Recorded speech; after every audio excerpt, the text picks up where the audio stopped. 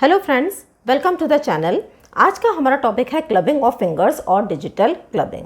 तो clubbing of finger it is the symptom of the disease. तो ये एक सिम्टम है डिजीज़ का which is characterised by enlargement of finger tips and downward sloping of the nail, है ना। तो फिंगर टिप्स का एनलार्ज हो जाना और जो नेल्स का कर्वेचर है इसमें स्लोपिंग होना, ये चीज़ें क्लबिंग ऑफ फिंगर्स में देखने को मिलती हैं।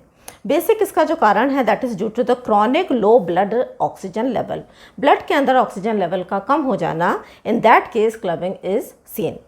तो अगर इसके हम कैरेक्टरिस्टिक देखें, कैरेक्टरिस्टिक फीचर ऑफ क्लबिंग, पहला है downward curving of the nail, है ना। तो आप इस डायग्राम में देख रहे हैं ये जो नेल का कर्वेचर डाउनवर्ड्स हो जाता है, इसको हम पैरेट्स बीक या फिर ड्रमस्टिक नेल भी बोलते हैं।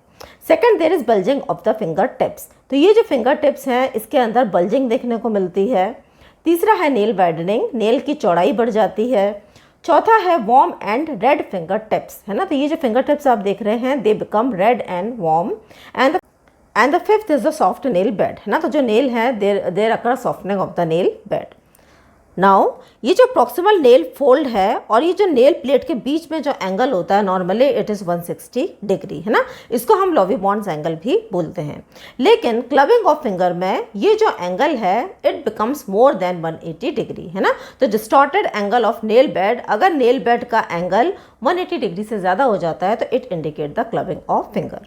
अब क्लबिंग है या नहीं इसको जानने के लिए हम एक टेस्ट करते हैं जिसको हम बोलते हैं शैमरॉथ साइन।